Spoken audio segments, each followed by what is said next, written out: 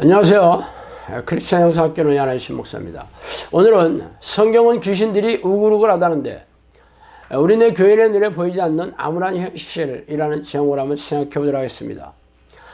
세상 사람들은 육체의 오감으로 알아내고 과학적인 방식으로 증명되는 것을 인정합니다. 그래서 오랫동안 학교에서 이성적이고 합리적인 사고방식을 배운 사람들이 교회에 오면 문화 충돌을 경험하게 되겠죠. 그 중에 하나가 귀신의 존재입니다. 하나님에 대해서는 작심하고 받아들였지만 귀신의 존재와 공격을 인정하는 것은 실로 난감하죠.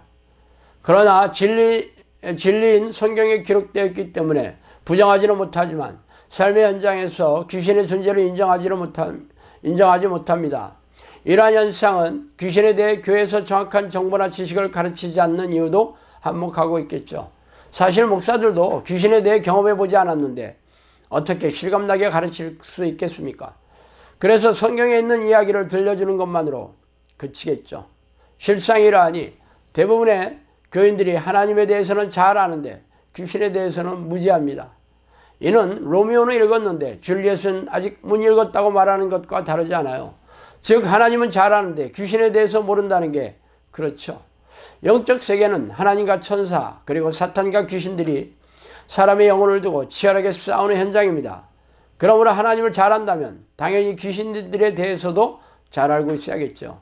그러나 귀신을 모르고 있다면 하나님조차 관념적이고 사변적인 지식으로만 알고 있다는 것에 불과합니다. 그래서 전능하신 하나님의 능력을 경험하지 못하고 사는 이유이죠. 그래서 오늘은 그 얘기를 좀 하고 싶습니다. 보라, 내가 너희를 보냄이 양을 이리 가운데 보낸것 같도다. 그러므로 너희는 뱀같이 지혜롭고 비둘기같이 순결하라. 마태복음 10장 16절이죠. 이 말씀은 12제자를 부르시어 귀신을 쫓아내고 병을 고치는 능력을 주시면서 이스라엘 마을에게 가서 귀신을 쫓아내고 병을 고치면서 전도를 하는 훈련을 시킬 때 하셨던 예수의 말씀이죠. 그렇다면 이리들이 누구입니까? 바로 악한 영들을 말하는 것을 모르지 않을 것입니다. 그렇다면 악한 영들이 당시 이스라엘에만 우글우글하였겠습니까? 귀신들은 사람 속에 들어가서 죄를 짓게 하여 정신과 육체를 장악하고 병들게 하는 놈들입니다. 그렇다면 당시 이스라엘 백성들 안에만 귀신들이 우글하였다는 것을 잘 말해주고 있죠. 그래서 말인데 귀신들이 이스라엘 땅에만 있었겠습니까? 제가 성령으로부터 3년간 훈련을 받고 충주에서 영성학교를 열어주시고 사역이 시작될 때 하신 말씀이 바로 이 말씀이었어요. 너희를 보냄이 양을 이리에게 보낸 것 같다고 말이죠. 그러나 당시 저는 그 말의 의미를 실감나게 깨닫지 못했어요. 그렇게 5년이 흘렀어요. 당연히 지금은 당시 성령께서 저에게 하신 말씀의 의미를 잘 알고 있습니다. 지금까지 수많은 사람들에게서 귀신을 쫓아내고 귀신들이 일으킨 정신질환과 고질병을 고치면서 기도훈련을 해오고 있기 때문이죠. 그렇다면 귀신들은 예수님 당시에 이스라엘 땅에만 우글우글 했던 것이 아니고 지금 우리가 살고 있는 이곳에도 수많은 귀신들이 널려 있다는 얘기겠죠. 그러나 예수님 당시 이스라엘 백성들이 귀신들의 정체와 공격에 대해 무지했듯이 지금 우리네 교인들도 사정이 다르지 않아요. 귀신들은 지구 어디서나 우글우글하게 널려 있기 때문입니다.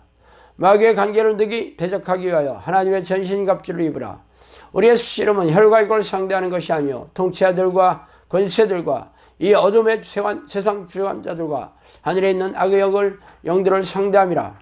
에베소 6장 11절 12절이죠. 사람들이 악한 영의 존재에 대해 무지하며 귀신들과 싸우지 못하는 이유는 마귀들의 존재를 영화나 소설, TV 드라마에 등장하는 귀신 캐릭터쯤으로 잘못 알고 있기 때문입니다. 귀신들은 하나님이나 천사와 같은 영적 존재예요. 그들은 육체의 오감으로 알아채는 것이 아니고 오직 성령께서 주시는 분별력이 있어야 할 수 있습니다.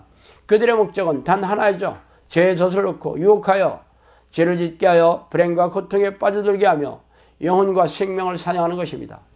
그러므로 당신이 지금 죄를 밥 먹듯이 짓고 있다면 이미 귀신들의 포로로 잡혀있는 셈이겠죠. 그러나 죄에 무지하거나 둔감하다면 귀신의 정체와 공격을 알 수 없을 것입니다. 안타깝게도 대다수의 우리네 교회 지도자들과 교인들은 귀신의 정체와 공격에 대해 무지하여 속수무책으로 당하고 있죠. 죄악에 빠져 허우적거리고 있는데도 불구하고 자신들의 죄를 인지하지 못하고 있습니다.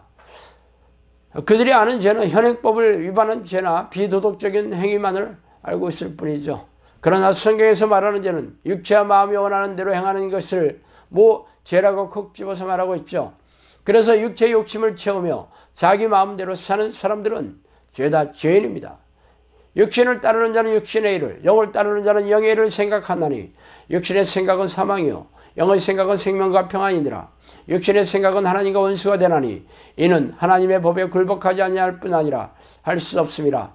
육신에 있는 자들은 하나님을 기쁘시게 할 수 없느니라. 로마서 8장 5절에서 8절이죠.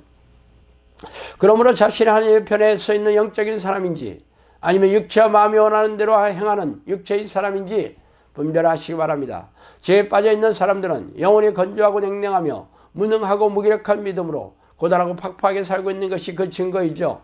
대신 하나님을 따르는 영의 사람은 영혼이 평안하고 기쁨과 자유함으로 넘쳐나고 하는 일마다 하나님의 도우심으로 순적하고 형통한 열매를 맺고 있을 것입니다. 그러나 자신의 영혼과 삶을 보는 것이 아니라 그동안 해온 종교행위와 신앙행위만을 근거로 삼고 있는 종교적인 교인들이 성경에서 뭐라 말해도 귀를 기울일 생각이 없죠. 성령께서는 저에게 선생이 지옥에 가면 학생들은 말할 것도 없다고 말씀하셨어요. 그러므로 귀신의 정체와 공격에 대해 무지한 목사들에게서 가르침을 받고 있는 교인들은 지옥의 불에 던져질 것이 불보듯 하나입니다.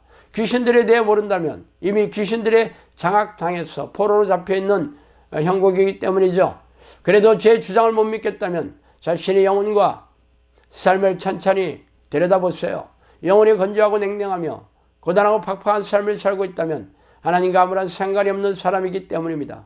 하나님이 외면하는 사람이라면 당연히 귀신의 밥이 되는 것이 명확 관한 사실이 아닙니까? 자, 오늘은 여기까지 하겠습니다. 감사합니다.